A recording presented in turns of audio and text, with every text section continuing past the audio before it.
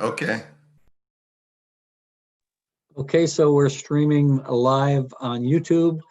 This is the October 19th meeting of the Norwalk Traffic Authority. We have a quorum with Commissioner Straniti and Commissioner Fran Collier-Clemens.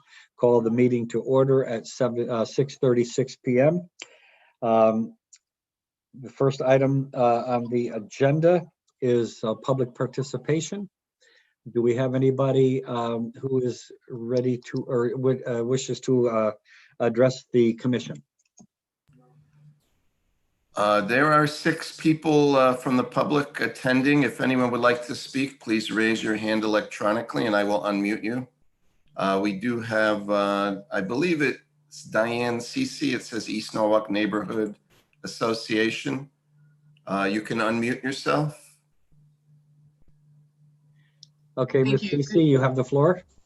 Thank you. Good evening. Can everyone hear me okay? Yes, we can. Thank you. Good to see everyone.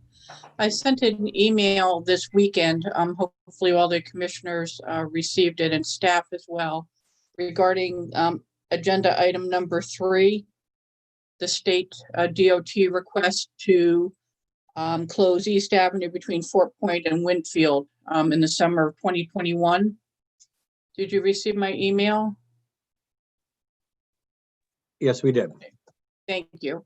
So I just want to highlight before I have to drop off and go and chair the ENNA monthly meeting that we, speaking for the community at large and specifically East Norwalk, would be opposed to this closure. First of all, we find it extremely unsettling that the DOT put a request in of this magnitude on Thursday into staff with the expectation it would be on your agenda as an action item tonight. And in fact, that is what it is. It's an action item, not even for discussion or preliminary review.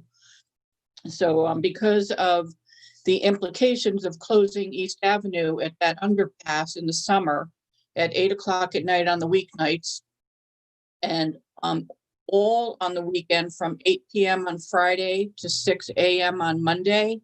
Of course, there's a serious concern because July, August, and September are probably the heaviest travel routes on the road. There's summer concerts, there's beachgoers, there's car shows, etc.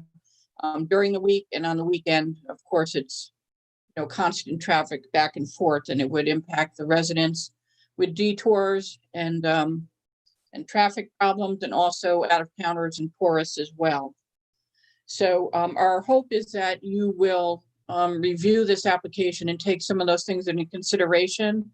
And it doesn't seem to be a timing is of the essence issue for them to have a decision tonight. I don't know why they insisted it be an action item. I would hope the commission, given these community's concern, would table this item until next month or until a later date so that we can the public can be apprised of this, but also so that staff and perhaps our elected officials can go back to project manager John Hannafin and the DOT and see if there are some alternatives as workarounds.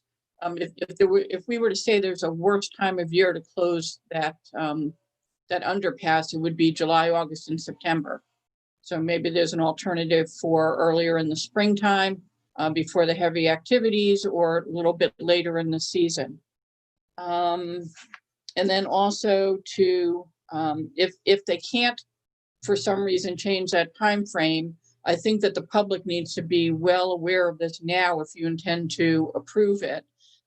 So possibly to table this anyway until we can make the public aware and they can express their concerns about how this can be managed.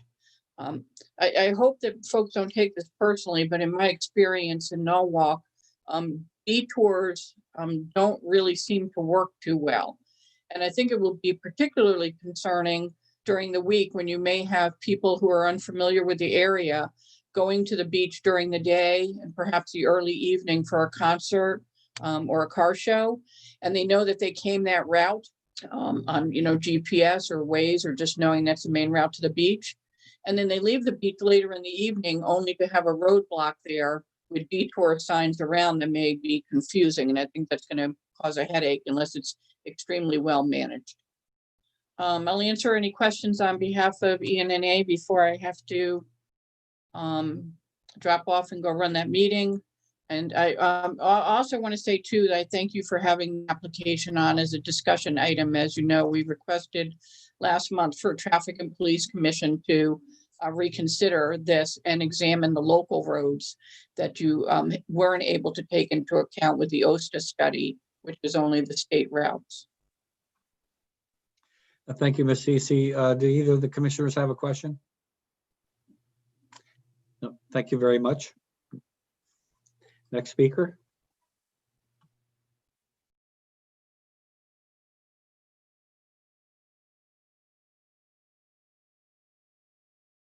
Louise Curran, you are unmuted. Thank you. Yes, this is John Karan, a resident of Cedar Crest Place, and we were told that you would be reviewing the Colonial Village expansion plans.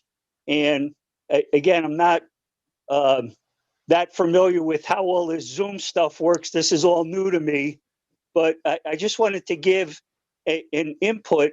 I know that me personally, the traffic situation that as I leave my street going up to West Cedar, and whether I go to Scribner or to North Taylor, pretty much any time of day is quite heavy, and that even once I make the turn either on Scribner or North Taylor, that the light back onto Connecticut Ave is very frequently backed up. And that's pretty much, I mean, Saturday, forget it. You're not going any place on a Saturday. And in the morning and the afternoon, it's particularly heavy. But once NCC is in session, Scribner pretty much any time of day, once classes are letting out, are all jammed up. And that intersection there coming out of Best Buys has to be one of the toughest intersections, because you have that four-way stop and you have people going constantly right and left. And then if it is backed up, sometimes I'll try to go through Suncrest, and that you know, that the parking in there is double and triple parked, and that's almost impossible to get through. So again, I'm not sure exactly how this all works, but I did just want to give my input from a personal experience. All of the traffic problems that I encounter just trying to get out of my street. Okay, thank you, sir. I'm sorry? I said thank you very much. Oh, thank you. Yeah. Okay, the next speaker. That's it, Mayor. There are no more speakers. Do we have any correspondence that needs to be entered into the record? Not that I'm aware of. Fred or Vanessa, did you receive anything? Mayor, there's one letter that's part of the agenda package already that was received regarding 10 Norton Place. Okay, very good. Okay, so moving on to the agenda. The approval of the minutes of the Traffic Authority meeting of Monday, September 21st, 2020. Do I have a motion? Moved by Collier Clements, for Commissioner Collier Clements. I move approval. Okay, any additions, corrections, deletions, omissions? Yes, there are some corrections. Okay, Commissioner Collier Clements. Okay, on page 2, paragraph 4, line 2, the word is, it should be if. Ask Mr. Yusak if the traffic authority, not is the traffic authority. Then on page 4, Under item number 4, the second paragraph, the third line, safety should be safely. Yep, okay. It's a FELY.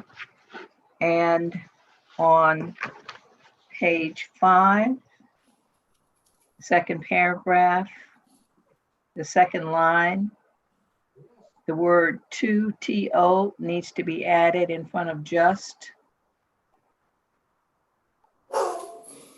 Okay. And in paragraph 4, under item number 5, fourth paragraph, second line, but he knows should be changed to knows, KNOWS. Okay. Those are all the corrections I have. Commissioner Sterniti? I don't have any corrections. Thank you. Okay, then I'll take a vote. All in favor of the motions of, I'm sorry, of approving the minutes as corrected? Hi. Aye, motion carries. Okay, the next item on the agenda, the approve the no parking restrictions for West Cedar Street as proposed in the traffic study for Colonial Village. I'll move the item. Moved by Commissioner Sterniti. Who's going to speak on this, Mr. Yosak or Mr. Ashragi? We have the consultants present on this one. They were here at last month's meeting. They sent the letters out as requested, and I'll let them speak on it further. Thank you, Okay. Mr. Osak. For the record, it's Liz Suchy. I represent the Housing Authority in connection with the project. Okay. For the Zoning Commission. As requested, we did notify all abutting property owners and those directly across the street with respect to the proposal to eliminate some of the parking spaces on the north side of West Cedar. We also sent notice to the business owners in those various structures that are across the street from the entrances to Colonial Village. Then those were just those of the businesses that were listed on the street signs and on the buildings. I also want to call to your attention, one of the questions raised was last time was the availability of parking for those businesses if the parking on West Cedar as proposed to be removed are in fact removed. All of those structures have off-street parking in front of each of those buildings to serve as a resource to those commercial entities on the south side of West Cedar Street. But we have on the line as well, Neil Alinsky of Malone and McBroom. He's the traffic engineer who has been working on this project with the Housing Authority and who has also interacted with Mr. Yosak with respect to the reasoning behind the proposed elimination of the spaces on the north side of West Cedar. So if you'd like, it might be beneficial to hear from Mr. Alinsky or to hear more from Mr. Yosak as to the rationale that went behind this proposal. Whatever your pleasure. Okay, and again, how many spots are we eliminating? And I see the map here. They're right across the street from the stores. I believe the total number of spaces is about 20. And Neil can certainly correct me, and so can Mike if I've gone astray. That's about right, Liz. This is Neil Alinsky. Yeah, it's around 15 to 20 spaces. They're not individually striped, but if you measure it out, it's Right. around 15 to 20 parking spaces on street. And have you had any response? Have we had any response from the neighbors? Not one neighbor has contacted me in response to the letters sent, and they were sent approximately 2 weeks ago. I don't know if Mr. Yosak has received any inquiry. I don't believe so, but I won't speak for him. Yeah, we have not received any either.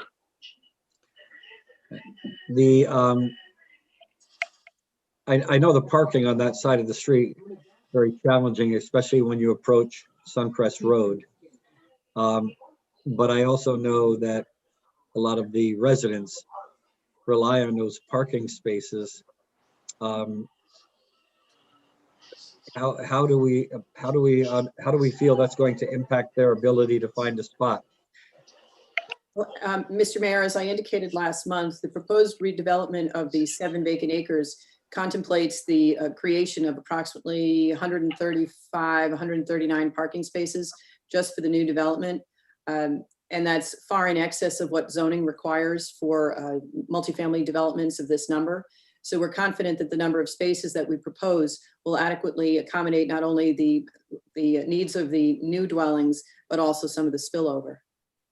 I think the Okay. rationale, and certainly Mr. Olinsky can speak to it more expertly than I, is that leaving the site and particularly leaving the site looking left and right with the parking spaces that exist, it makes it very difficult, and the road starts to narrow with those spaces. So it's a real safety concern and a maneuverability for people coming out of the development, and to have adequate sight lines left and right. But perhaps, Neil, you could provide a little bit more background, a little bit more of the rationale behind why you and Mike could discuss the removal of spaces. Certainly, certainly. Yeah, in addition to the removing the sight line, removing the spaces would help sight lines for motorists leaving the site at the new driveway. Well, it's existing today, but it will become slightly more intense. But in addition to that, it's with the bend in the road at Cedar Street, the on-street parking there now, it just becomes difficult, and it feels very tight when someone's going westbound on Cedar Street.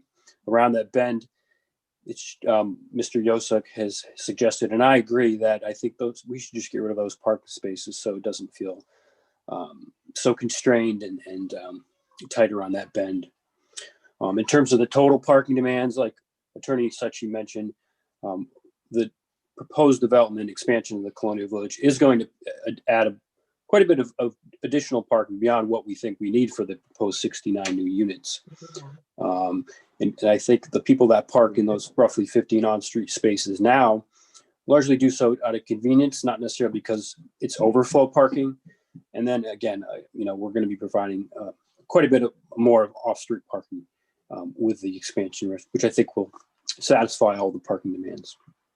Yeah, I understand that, and I'm more concerned about where the residents, because I normally see at least 15 cars there virtually every day. Where are they going to park during the time that they're waiting for those new spaces?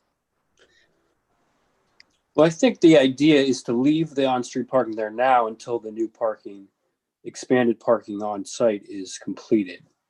So they wouldn't have to go without for very long. I think 2021 is when construction, I would understand construction is probably going to get done 2021 next year. And I don't think we necessarily need to remove the on-street spaces until then. Liz, correct me if I'm misspeaking here, please. That's correct. It's not construction's not anticipated to commence until sometime 2021 and go into 2022. And it certainly would be appropriate to leave them in place until such time as the parking resource is created. That's a very good question. And I think there's an ample answer. And the fact that if that's something that the authority deems appropriate, it's certainly not an issue with us. We'll have to also rely on what Mr. Yosak's input is and what his evaluation is of that as well. Okay, Mr. Yosak, do you concur with that? That's fine with us, Mayor. Okay, all right, that was my only concern. Did the commissioners have any concerns, or the police department? No, I think Attorney Suchi addressed everything that I was concerned about, so I'm prepared to move forward. Yes, Mayor, you asked the question that I was about to ask, so it has been answered, so I'm satisfied. Okay, Deputy Chiefs? No, I have nothing. Okay. All right, very good. All in favor? Aye. Aye. Motion carries. Thank you very much for your time and attention. We appreciate it. Thank you, Attorney Suchi. Say hello to Jack for me. I certainly will. Thank you, everyone. Thanks, everybody. Okay, next item on the agenda is to approve the temporary closure of East Avenue between Fort Point and Winfield Street for work on the advanced utility phase of the Walk Bridge project as detailed in the road closure plan prepared by the Connecticut Department of Transportation. Do I have a motion? I so move. Okay, the item's moved. Discussion. Mr. Yosak, Mr. Shragi, Ms. Sandra Valadez. Thank you, Mayor. I think I'll take this one. So thank you so much for putting this item in the agenda. So just to give a little bit of feedback, the Walk Bridge program has been working on finalizing the design for the advanced utility projects on East Avenue, where we're going to underground the utilities starting next year. They're about 90% complete with that design, and they're hoping to hit 100% by the end of this current year, with a construction plan to start as of July of next year. During the constructability meetings, it was brought to the attention to the program that the contractor would not be able to keep an alternate lane under the bridge due to the depth of the infrastructures that needs to be installed. So in other words, some of those structures are so deep that it will be very hard to put a trench in and keep traffic passing by right next to it. So after that meeting, the state approached us and asked if it would be feasible to, for safety reasons, to close that portion of the road so they can implement those trenches and do everything that is needed. We asked them to go back and look at their schedule and see exactly how many days they would need and what would be the impact of it. So they went back a couple of times to make sure that they come with a very close number of what they need. And as of now, they are requesting 90 days of night closures and 12 weekends. I just want to clarify that those are not 90 consecutive days. And also, we're not going to happen the closures right at the beginning of the project. What happened is that they have to install different structures there. So first, for instance, will be water. So when they do the water, they may need a couple of days. After that, they're going to move to continue beyond the bridge. Then they may not need a closure for another week or 2 weeks, and then they will go back. So it's during the period of the whole construction that will be the 90 days and the 12 weekends. Another thing that I would like to say is that the reason why they need to have an answer is that this will totally change how they finalize the design, because those closures will be applied to the design before they reach the 100%. So I have here with us Rich Bertoli from WSP, that is the program manager for the walk program, as well as John Hannifin from DOT. And they're gonna, if you allow me to give them the floor, they're gonna do a little summary for you.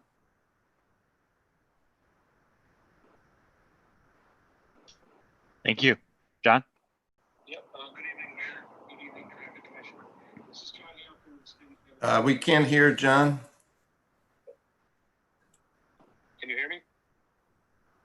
Hey, Rich, you're gonna have to talk if they can hear me. Barely. We can't hear you very well. It's sorry, he was having a hard time getting on, so I was trying to use the speakerphone off my mobile device. All right, well, thank you, Commission, for having us. I'm Rich Bertoli, representing WSP. We are the program manager helping support the department with the Walk Bridge program. As Vanessa did a great job of providing the intro, exactly, we are looking for 90 nighttime closures from 8 p.m. to 6 a.m. and 12 weekend closures from 8 p.m. on Friday to 6 a.m. on Monday. And like Vanessa said, these are not consecutive. These are over a 2-year period, the 2.5-year period. We do not have an exact schedule of when whether they'll be, all in the summer or in the spring, but just like any construction season, they would be, and because we have to pave, they would be coming from the spring into the fall, and then we would have a winter shutdown when we couldn't pave. Of the 12 weekends, that's approximately only 13% of the weekends of that 2-year period. So it is a very low amount. And I believe the department is willing to work with the city, if there is a concert on a weekend or something else, we can definitely be flexible. We would just need to know enough ahead of time. And if, if there's other communication or any, type of coordination the city would like to see to ensure that, the public is well aware, the department and WSP will work to make sure that happens. And exactly like Vanessa said, there's, we're looking at only 12 feet of clearance under the bridge, and it's only 30 feet wide. And some of these utilities are over 10 feet deep, which really limits the work. So does anybody have any questions that I can answer? Vanessa mentioned that it was time sensitive. How time sensitive is it? Because I'm not sure that a lot of the people in East Norwalk are aware of the magnitude, the scope and magnitude of this. If I may be mistaken, but what have we done to let the people in East Norwalk know about this? As far as I know, Vanessa, I don't think we've had any public outreach in a long time. When was the last time there was public help? Because this work, Mr. Mayor, was part of the East Avenue project, and we broke it out as part of the program to advance it earlier. I don't know, Vanessa, has there been any public involvement? No, I don't think that has been any. But Mayor, when we hold some conversations with DOT, and I know John is hearing us, they are in agreement that they will do all the necessary public reach out to all the residents in the area. Just to be fair, they have been having a lot of presence in town the past almost 3 years because there are 2 projects going on. And on a weekly basis, they are doing a very good job on keep every resident and commuters that are affected by the construction informed. So there is a whole page, plus they have a whole program within WSP where they do the public outreach. Some of them, they even go door to door to hang some notice when needed, when it's just, of course, just like a small area that will be affected. There is a website. They have the walk-in, the welcome center that unfortunately due to COVID is not open now, but they really try to reach out and work in advance and inform everything that will happen in the area. So I think that it would be fair if we ask them to do some kind of, I would not call a public hearing, but just like a public information prior to the start of the construction. So then people will be aware. Also, we kind of already pre-established what would be the detour in case this happens. As you may have seen, we closed Osborne. I think that we brought it to you back in maybe March, a request that we want to close Osborne for the walk bridge so we could also do the advanced utilities in that area.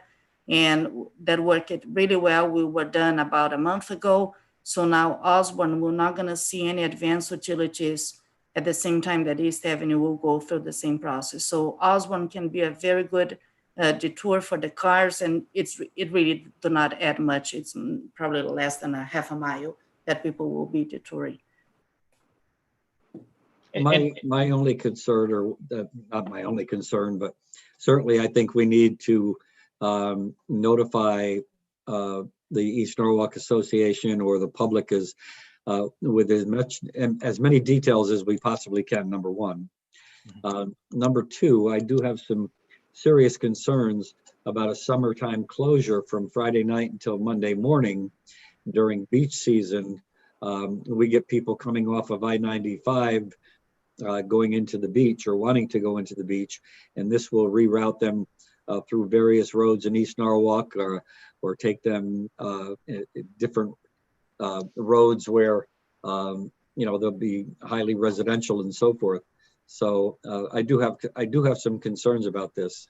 Do either of the commissioners have any comments? Yes. Based upon the information that I had before you spoke, Ms. Valderas, I thought that this was just for the 3 months in 2021. But when Mr. Bertoli spoke, he said that this is over a 2-year period. Now, my question is, when do you propose to start? And over what period of time is this going to cover? And will this be the maximum number of days of closure? You have it in the letter that it will be. And then you say it will not be consecutive days or consecutive weeks, I guess, if it's going to cover 2 years. So my question is, when is the construction starting, and over what 2-year period will it conclude? So we're planning to start in July, but just like Vanessa said, typically work does not start right out of the gate. There is some time to get ready. So we would be looking to start in, mid to late August. As far as the frequency and, how the weekends and daytimes would be sequenced or how often, we are still working through those details. And I believe those are the details that the public would be looking for us to present. But typically the way this is worded is how we limit our contractor. We typically do not limit the contractor to more than this because it really puts a hamper on how quickly the job will get done. So typically if we wanted to add additional restrictions for special activities or something like that, that can be incorporated into the project to ensure that that constraint is in the contract with the contractor. One of the things that I was going to mention is we do have Osborne, but from the other side, which is Fitch to Strawberry Hill and come back to Winfield, that's going to be another detour. So we're not just limited to one detour, there's 2 detours that could be used during the time that this part of the East Avenue is closed. A very good point was brought up by Cece, is that when we do have detours, quite often you'll have directions for the first 2 turns, and then there's nothing else. You don't know where to go. I mean, if you don't know where to go. So we would really need to look at that on those detours, make sure that we have the right signage all the way until they get back to the road that they know they're supposed to be on to get to the beach or wherever. Thank you. Also, I just want to clarify that because this is a long closure, that's why they have to come in front of the traffic authority. But also, Can't hear you, Vanessa. I'm saying that besides because it's a long closure, not only they have to come in front of the traffic authority for approval, they still have to follow a couple of other requests to the city. So all the time that they're going to close the road, they have to also approve the MPT with us. Our department walk with them to make sure that the signs and the detour is clear. We also inform the police department when there will be some closures on the road. And if there is anything that we need to address at the last minute, we try to do that. So again, because we just went through at North Water, we did the same thing at North Water and Osborne.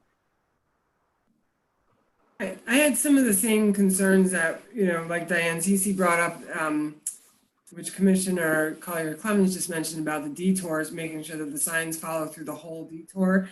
And, other concerns that the mayor brought up as well, about, really this is our busiest time of the year for that whole area is the summer.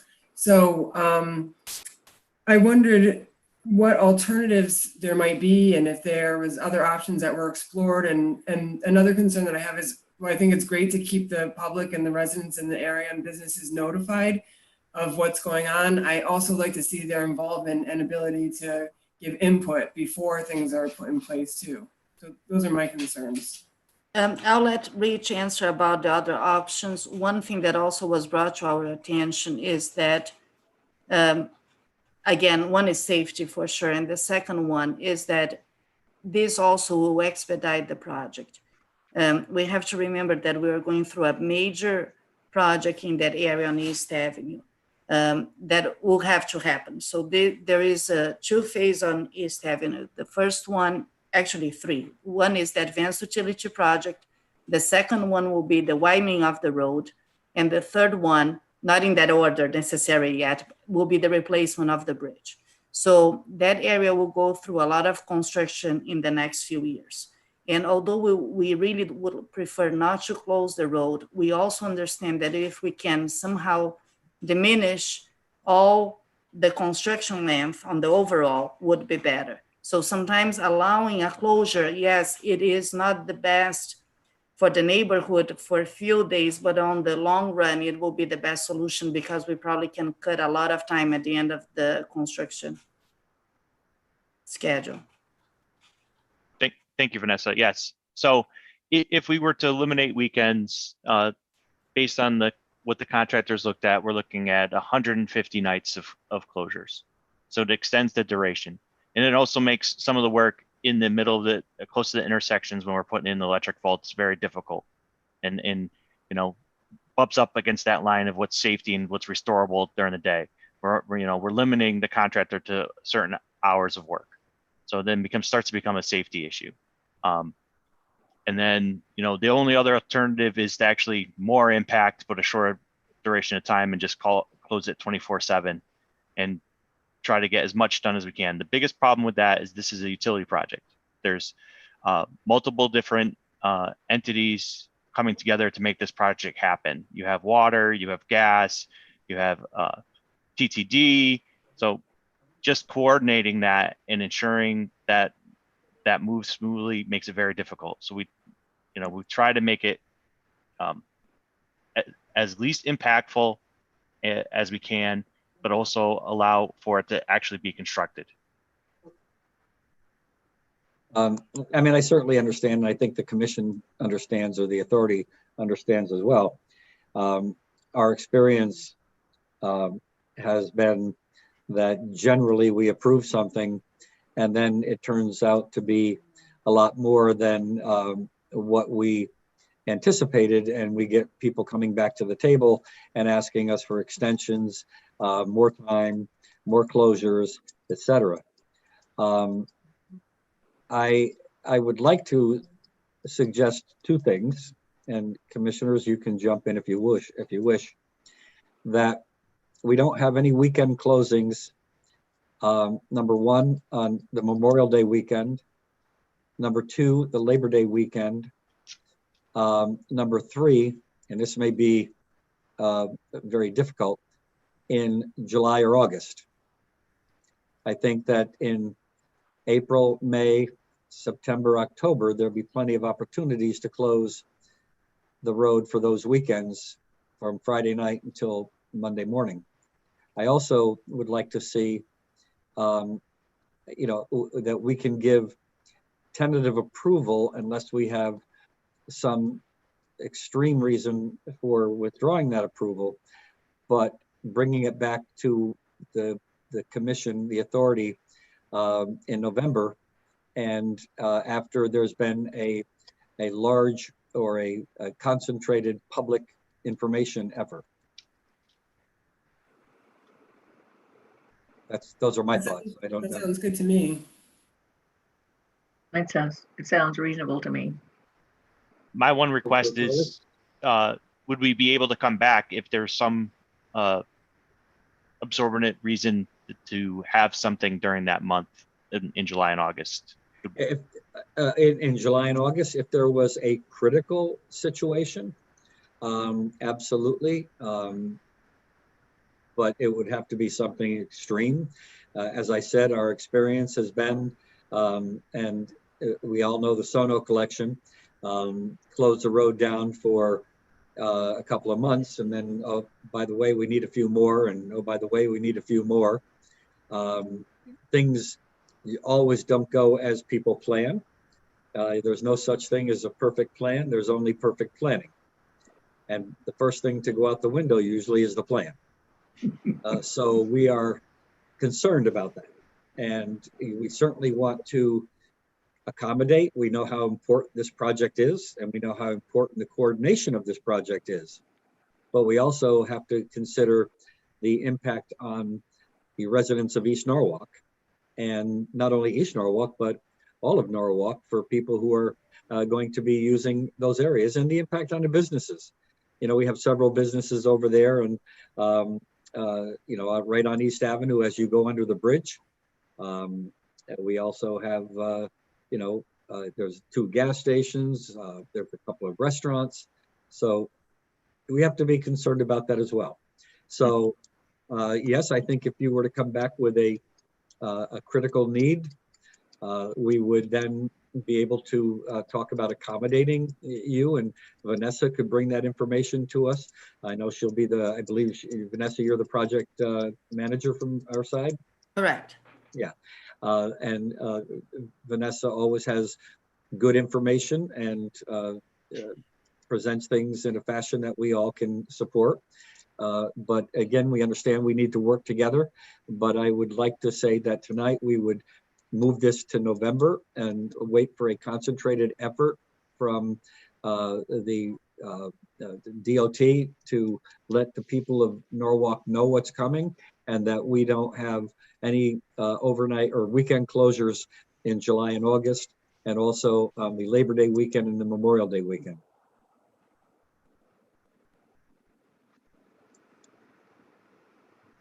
Rach, are you okay with it? So Dave, you will have to set up some kind of a public information for the next couple of weeks. John, you good with that?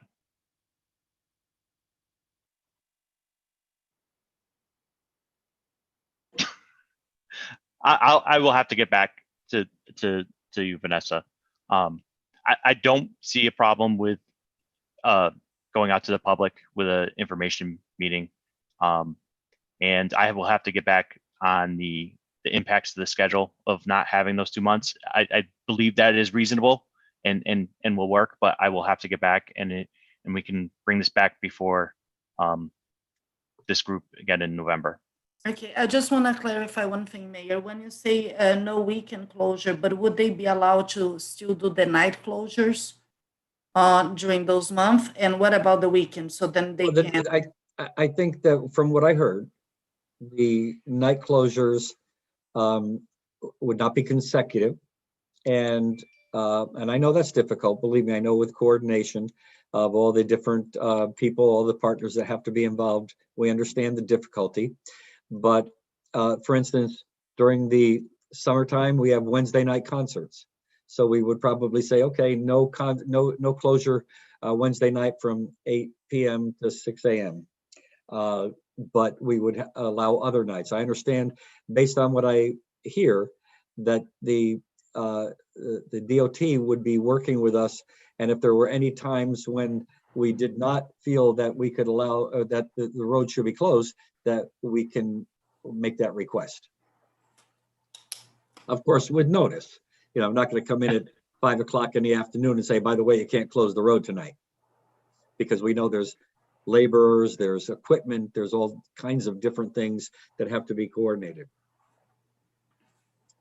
Understand. Rach, is that clear for you?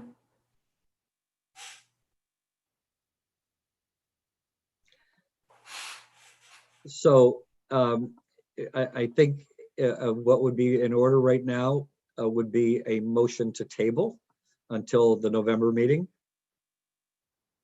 Motion by Commissioner Collier-Clemens. Motion to table is not debatable. All in favor? Aye. Aye. Aye. Okay, thank you. And thank you, Vanessa. Thank you, Mr. Bertoli. Thank you, John. Just rest assured, we do want to cooperate with you, but we have many masters and we want to make sure that we attend to all of them. Thank you for your time. Thank you. Okay, next item on the agenda, approve installation of no parking signs on River Road. Move the item. Moved by Commissioner Stranidi. Who's going to take this one? I will, Mr. Mayor. Thank you. Okay, Mr. Yosak. On River Road, right now, there's near the Gray Barn, people are parking there, causing obstructions. The road is about 19 or 20 feet wide in certain locations. So we've been working with the residents and planning and zoning, and also Gray Barn. And what we like to propose now is permission to install no parking signs in the area there to prevent some of the cars from parking. As you can see in the agenda, how the vehicles are parking there and hampering travel on the road, creating unsafe conditions. Okay, it's been moved. Any questions or discussion from the authority? No questions. All in favor?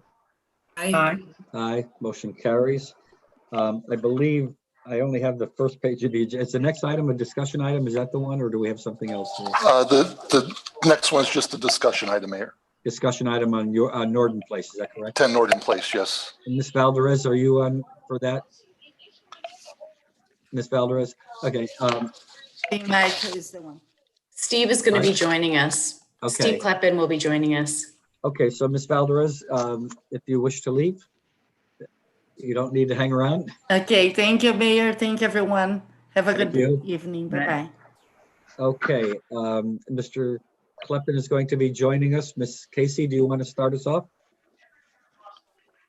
Absolutely. So we did receive some comment regarding, I believe, Norton Place, and I want to be able to give you all of the details, but I'm going to ask you to hold just for a couple minutes while I get Steve on the line so that he can give you all of the correct information. Okay.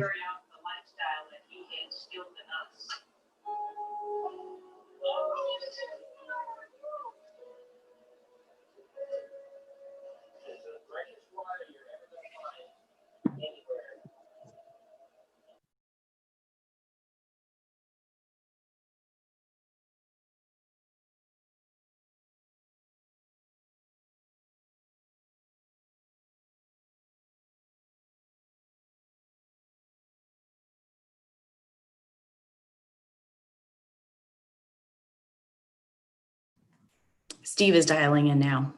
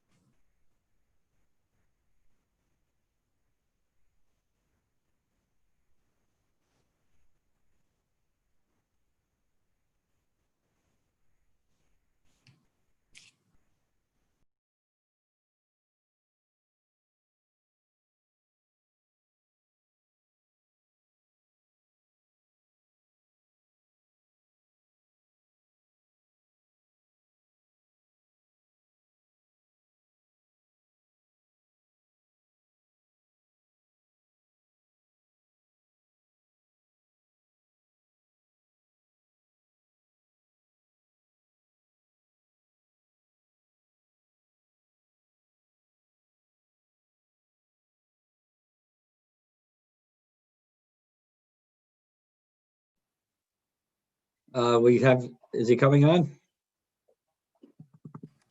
He is. I did just speak to him and he's dialing in. Okay.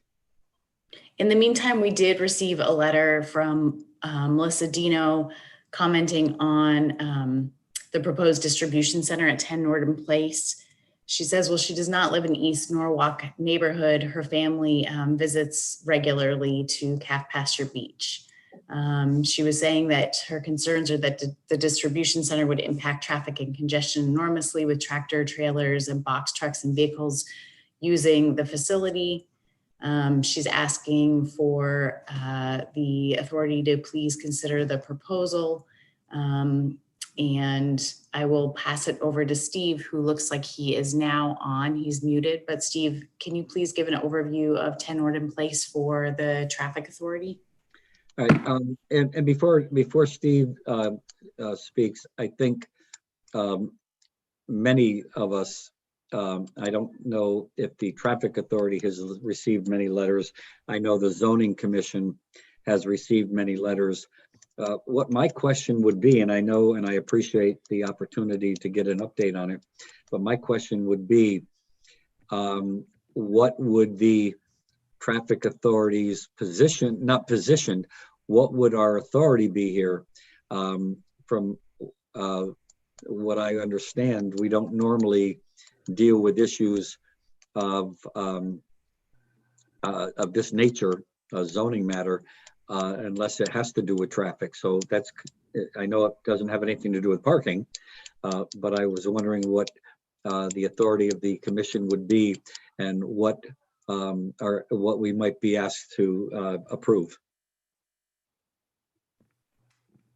Yeah, I don't know, hopefully you guys can hear, you guys hear me before I start? Yes, you're a little echo, but we can hear, not an echo, but yeah, we can hear you. Okay. I'll try to speak a little louder. I'm not in the best audio place right now. Typically, I have not seen the zoning commission refer out applications to the traffic authority. Just, I think, based on the jurisdictions within the zoning ordinance versus what's in the, the ordinance for the traffic authority. In this instance, this is a little bit of an unusual application based on the, the concern regarding all the truck traffic, as well as the, the location and nature of the site. It's not your typical industrial user that we see maybe down in South Norwalk or along Martin Luther King Boulevard, where the, the truck access is, the road network is probably better designed for that and really was meant to handle those kind of vehicles. So that's obviously raised a lot of concern in the neighborhood about the potential impacts from the trucks. Just to give you a little bit of an idea of where things are on the calendar. So obviously they've submitted an application to the zoning commission. They made an initial presentation to the commission, I'd say at least 4 to 6 weeks ago. The commission had some concerns. There were some items that hadn't been attended to yet, which the applicant had admitted to. The commission told the applicant that we were going to conduct our own peer review of their traffic report. So just to give you an understanding of what that means is about 3 years ago, we built in a regulation into the zoning code, which allows the zoning commission to hire its own independent traffic engineer to review proposals put forth by the applicant. And those are paid for by the applicant, not paid for by the city. So we have a firm, WSP, who is our on-call traffic consultant, who's looking at it now and has sent me some preliminary comments and questions last week. We expect to get those, the draft comments and questions out to the zoning commission and the applicant this week. At this point, they didn't reach any conclusions because in their minds, there's still a bunch of missing data and missing questions that need to get answered. But they did, we have expressed all the concerns that have been raised to date. Obviously truck traffic routing has been one of the big ones. The applicant is also working on some questions and concerns related to the potential environmental impacts that the trucks may cause by idling and backing up with the noise that could occur on the site. So those items are being addressed by the applicant, and also we're looking at them as well as our peer review consultant. They're next scheduled to be on the zoning commission's agenda on November 5th for a second review. At that point, I do expect a public hearing to be scheduled, and it's tentatively scheduled for November 18th, which is a Wednesday. Mr. Kleppen, remind me, this requires a special permit? Correct. And what is the criteria that must be met in order to be granted a special permit? So the special permit and the site plan application both require that an applicant demonstrate that there's not going to be negative impacts caused by the traffic related to the specific project. The special permit has an additional set of criteria that the commission can apply under any application that comes forth with a special permit, which gives them a little bit more leeway and ability to determine outside impacts, and those could be related to the noise, light impacts, impacts on the neighborhood, making sure things are in character with the neighborhood. Now, sometimes those criteria and the judgments, you have to make sure that they're not subjective decisions made by the commission, so that whatever decision they make, pro or con, related to a specific application, are based on evidence and data that have been put into the record either by the applicant and or the commission, or or it could be a neighboring party or an opposition All right. And what, if any, part will the traffic authority play in this application? As far as I know, and I'd have to do a little more follow-up, I think there's not an official referral process, but I think if the traffic authority had specific concerns related to the application, it would be good to put something in writing to the zoning commission. Typically what we do is if we get comments from another agency or even from the public, we refer those to the applicant to respond to, and then we comment on that, or in this case with the traffic, our peer review comment would, grade and scrutinize whatever materials were submitted by the applicant. Okay, well, and this, I guess, this next statement will go to Ms. Casey. I think pretty much everybody understands that as the mayor of the city, I am not allowed to influence the zoning commission or to make restrictions on the zoning commission or make comments relative to any application once an application has been filed. So for this particular thing, I'm wearing a hat that's a little bit, maybe not different, but I would like the law department perhaps to opine on what happens if, for instance, the traffic authority has serious conditions about this application. How does that limit the traffic authority or me as the chairman of the traffic authority from interfering or making comments in either way, positive or negative, on this application? Understood.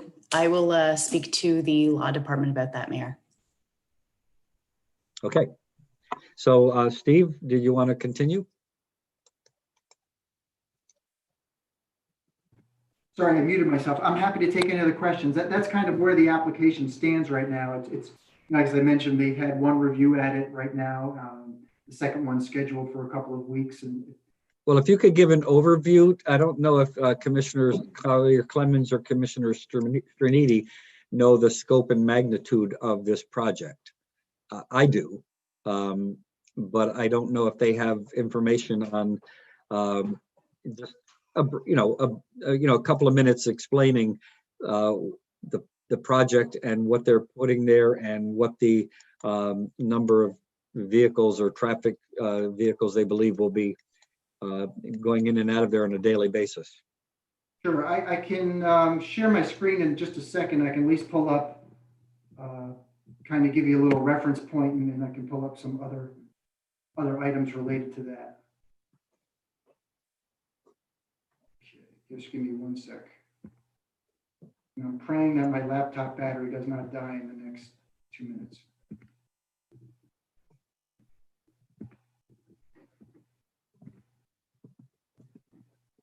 Almost there. Okay, can you see the aerial photo?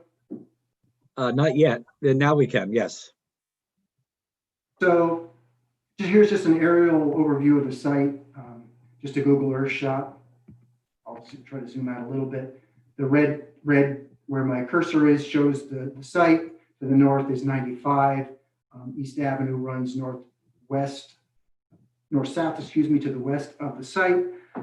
So there is a very large building that's on the site now. It's over 600,000 square feet. It's got a long history. Was obviously Norton Systems, Northrop Grumman. So at one point in time had a very large presence in terms of employment within the city. Probably, and I'm told from folks who had worked there that there were 3 shifts operating 24/7. Obviously more vehicular traffic in terms of cars than is proposed now. The applicant is proposing to basically cut the site in half. This is kind of roughly where it goes. In their area they're looking at, which is on the east side of the site, is about 330,000 square feet. So they're proposing to carve it up into different tenant spaces, and the different tenants, which they haven't said who they have yet. What we've asked them to provide is because they did indicate to us that they do operate similar facilities at other parts of the country. that in those locations, who is your typical tenant and what do you see? They've indicated to us that the trucks that will come in and out of there are intended for a business to business use, which means that it's just truck from going from business A to business B. Staff has concerns that given the way the economy has shifted, even pre-COVID, that there's so much more emphasis on business to home delivery, with such, obviously Amazon being the largest purveyor of that. So we're concerned that, what does this morph into? Can this turn into deliveries for lots of small vehicles constantly going in and out to Norwalk and surrounding communities? We could obviously try to place some kind of conditions on that, but that's something that I think would be very hard for us to enforce, because we'd have to have somebody out there kind of monitoring the site all the time, counting vehicles, seeing who's going where. It's really, I don't think, the most efficient use of city resources. So we'd kind of like to get a better handle on what they're doing now, and if we have concerns, to see if we can address that up front. They did also provide a traffic report, which I can pull up in just a second, which outlines the estimated number of vehicle trips per day. Obviously, the largest number of vehicle trips would be for the trucks overall. They anticipate, I think they indicated about 100 employees would be working in the facility. That includes not just the folks who are driving obviously the trucks, whether they're panel trucks or they're smaller vehicles, but also working on the site. They've indicated those are generally higher wage paying jobs. I'm not sure if that's relevant to this body or not, but I figured I would just pass that on. Okay, I got the report, just give me 1 sec. Okay, I know this is really zoomed in, so I'll try to get it to a point where you guys can read the text and see what the numbers are. Okay, and here's just kind of the first page is really just an overview of the proposal. And then they go into existing conditions where they talk about, the road network, how the site's impacted by other streets, how the major connections and routes are to the site. Sorry, I don't know top of my head the numbers of vehicle trips per day anticipated, so I'm going to try to find that for you. Here you go.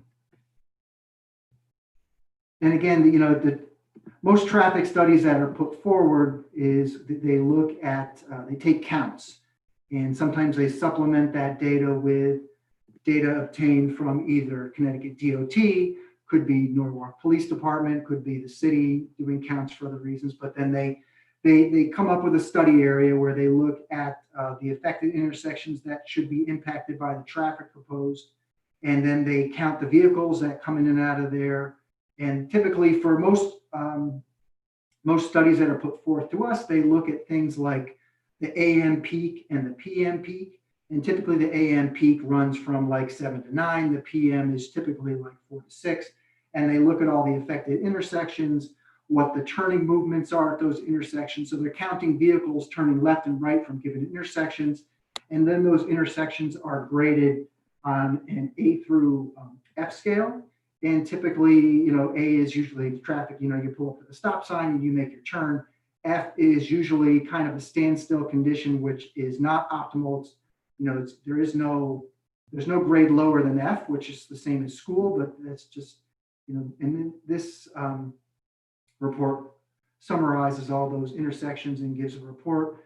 Our consultant, basically what they do is they look at the data provided, look at the intersections proposed, and ask questions like, did you take counts at the right time of year? Is the data still valid? Is the number of intersections correct? Should you have gone out to a broader area? Another part of the report is they look at the accidents in the area at these intersections, and that data can either be gotten from Norwalk Police Department, or they can also get that from the state of Connecticut. We'll also look at this accident data to make sure it's valid. And obviously with the trucks being the significant concern, we look at that to drill down a little further to see if that truck impact is going to be even exacerbated by what they're proposing. Again, I'm sorry, I don't know the numbers off the top of my head with the number of truck trips, but I'll try to scan through and see if I can pull that out of the report. But I think they were in the neighborhood of at least, I believe at least 300 truck trips a day, but I'll try to pan that out. That's kind of an overview of what. Steve, could you repeat that number again? I believe it's over 300, but I want to confirm that before I give an affirmative yes. 300 trucks a day? I believe so, but let me confirm that. That's kind of my working guess. Okay. Yeah. And I'm happy to take questions if you have any, because I can look for that while I'm addressing any of the questions. Steve, this is Mike. I think that was in a supplemental request. The number of trips? The number of trips, yes. Yeah, so this section 4.2, which I believe you can see on the screen now, gives some of the generation numbers at different points during the day. Yeah, the morning peak they have at 65 vehicles entering in, and then 57 exiting. So one question that we raised, and obviously some of the public has raised as well, is when are those trucks coming and going versus the commuter patterns, as well as a big concern was, since there's 3 schools in the area, is that going to conflict with the school buses? So we asked that question back to the applicant as well as to our consultant, and also looking at, I don't know if there's a data point to this, but are there more instances of accidents with trucks near schools and in other places? We're trying to just drill down on some of those numbers and have put those questions back to the applicant. So far that we don't have that information back to them yet. I anticipate probably in a couple of weeks they'll be able to respond to those. So I'm happy to come back if you have a follow-up meeting and drill down a little bit more. So I look on where it says the previously proposed trip generation, and it only says 10 trucks a day. Okay. Am I missing something? Oh, there 104 entering, 35 exiting, and 162. Yeah, I'm reading along with you right now. Yeah, I'm looking down kind of. That was between them. That was a. Okay. Yeah. All right. Yeah. So if you look on that, if on the screen, it's in section 4.3, the second paragraph. It does talk about over 300 trips. So I might have. Okay. I might have had the truck number inflated. Yeah, I got it. So that's a combination of whatever the vehicles are, whether they're trucks, vans, or personal vehicles from staff entering the site. So I just want to ask this question. I pretty much know the answer, but Norton Place, the only access to Norton Place is from Strawberry Hill Avenue and from Winfield Street. Is that correct? I believe so, to the site itself. Right. And then on the, let's see, I would say the east side of Norton Place. I don't know if it goes north and south or east and west. I can't kind of grab that, but it's highly residential. And then Norton Place, 10 Norton Place in the back has the Avalon Apartments. So that's highly residential. So we have several thousand, I think, residents in that area. Yeah, I pulled up the map again so you can. Yeah, okay, so Norton Place runs kind of northeast, southeast. And on the southwest side of Norton Place is, what am I looking at here? Hold on. Okay, Norton Place runs sort of northeast, northwest, southwest. And on the southwest side of Norton Place is highly residential. Correct. Yeah, it's surrounded residential to the south and out to the west. For the most part, you have to go through residential to get to the site. Yeah, yep. And then if you look at Avalon in the far back left-hand corner, or the top left-hand corner. Avalon has several hundred residents there, I believe. Right. And one thing we did pose to them to look at, which we've talked about in the past, and I know prior owners or applicants have looked at this, is trying to see if they can get access directly to 95, just to service the site, not to be a new exit, but to be specifically designated for their use on the site to get trucks in and out. So that way they don't have to go onto the residential streets. Yeah. All right. Do the commissioners have any questions?